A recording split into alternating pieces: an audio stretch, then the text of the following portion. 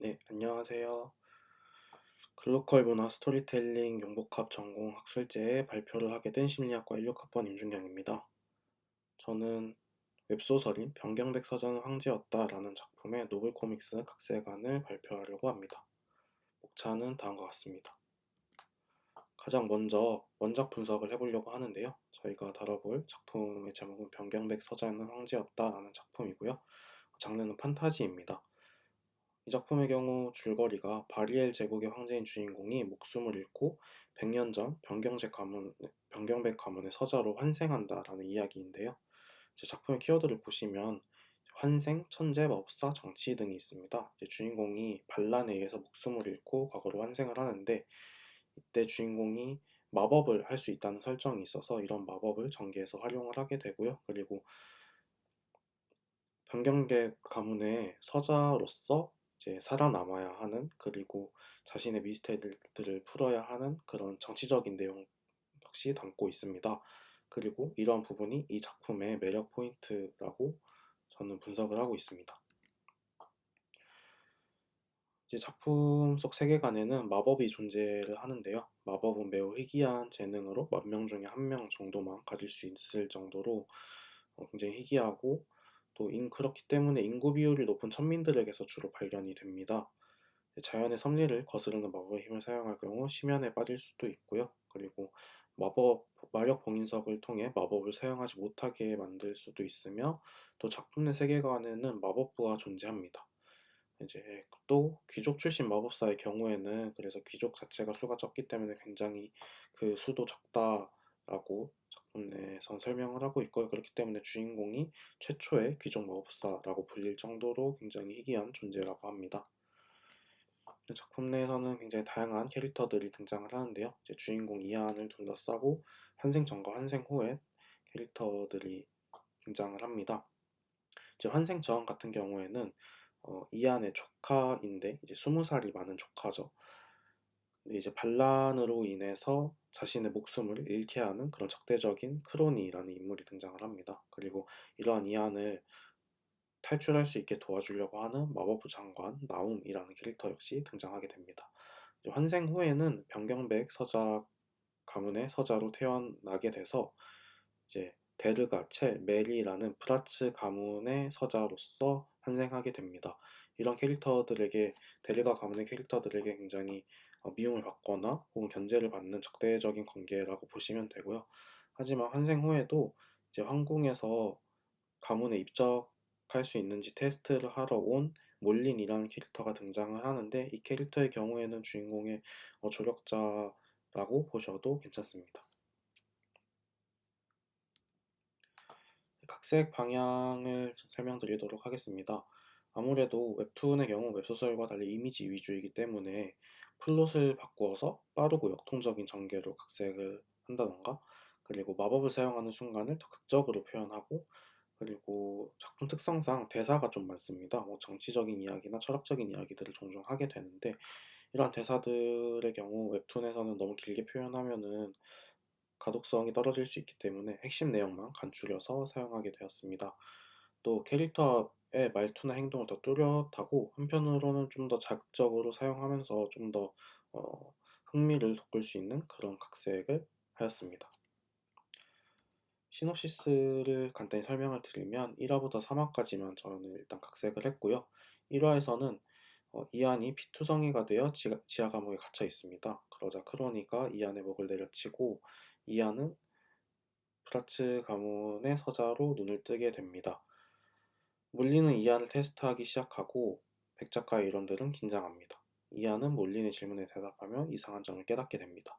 이화에서 이안은 자신이 100년 전에 변경백 가문의 서자로 환생했음을 깨닫습니다.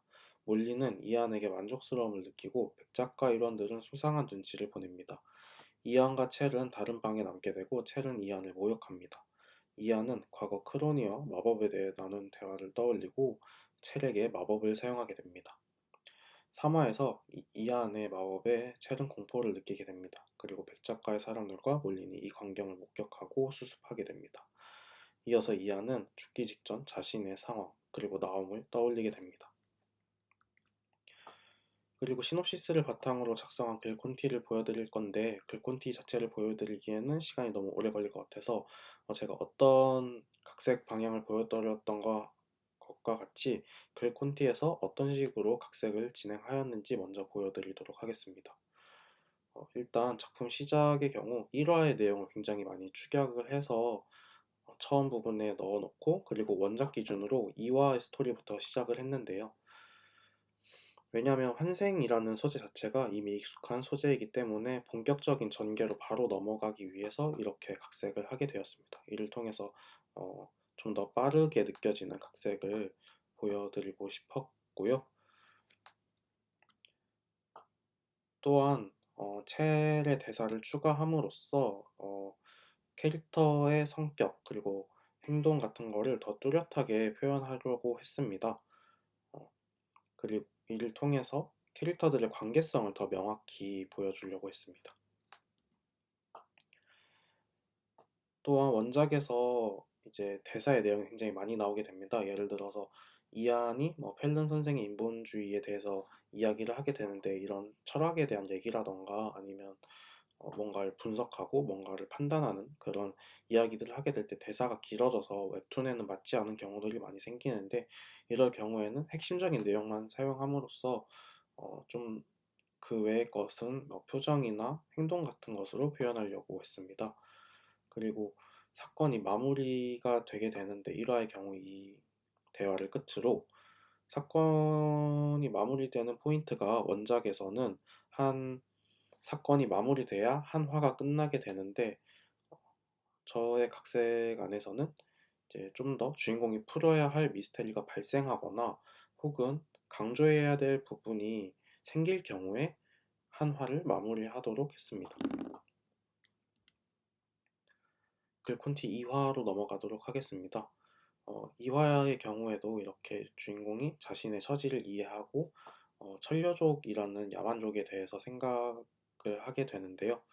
원래는 훨씬 더 긴 대사들이 등장을 하는데 좀 축약한 짧은 대사와 이미지를 활용하여 효과적으로 정보를 전달하려 했습니다. 또한 원작에서 첼이 이제 자신의 하인을 막대하는 장면이 등장을 하는데 여기서 첼이 그 찬물을 발로 들여밟는 이런 장면은 없지만 이런 장면을 추가함으로써 더 캐릭터를 더 뚜렷하게 표현을 하고 또 한편으로는 좀 더 자극적으로 각색함으로써 보는 재미가 있도록 만들었습니다. 또한 주인공이 처음으로 마법을 사용하게 되는 장면 이제 앞으로 그 사이에 주인공의 과거 지하 감옥 안에서 있었던 일을 회상으로 집어넣는데요. 이럴 경우에는 원작 1화가 세계관에 대한 많은 정보를 담고 있는데 이를 처음부터 보여주기보다는 저는 그 1화 시작할 때 축약해서 보여주고 그 다음에 중간중간 내용을 잘라서 필요할 때마다 설명이 필요할 때마다 회상으로서 등장시키는 방법을 사용했습니다. 또한 이렇게 회상으로 넘어갈 때 자연스럽게 연결되는 이미지를 통해서 좀 더 역동적인 연출을 보여주려 했습니다. 예를 들어서 어, 이안의 어머니가 족쇄인가 하는 장면과 이안 손에 묶여있는 족쇄를 연결시킨다던가 아니면은 이안의 회상 속에서 마법을 사용하는 장면이 등장하면서 회상이 끝나고 이안이 마법을 사용하고 있다던가 이런 식으로 자연스럽게 연결되는 이미지의 각색을 추구했습니다. 이제 마지막으로 3화 글콘티인데요. 원작 기준으로 이제 한 사건이 마무리되고 나서 세계관 설명이나 독백 등 정리하는 시간이 잠시 가지게 됩니다. 이때 이제 주인공이 원작에서는 이제 몰린을 밖으로 배웅해주고 나서 백작절을 돌아다니면서 이런저런 자신의 상황들을 파악을 하게 되는데 이런 부분의 경우 전개가 좀 늘어지고 대사가 많아지는 경향이 있어서 저 같은 경우는 그 사이에 이제 1화에서 그 잘랐던 내용 중 이제 나움과 관련된 부분 그리고 주인공이 어떻게 과거로 환생을 하게 됐는지에 대한 부분을 이제 마지막에 집어넣음으로써 그 사이에 좀 더 극적인 사건을 보여주고 그래서 다음 화로 넘어갈 수 있도록 좀 더 흥미로운 사건을 제시를 했습니다. 여기까지 들어주셔서 감사합니다.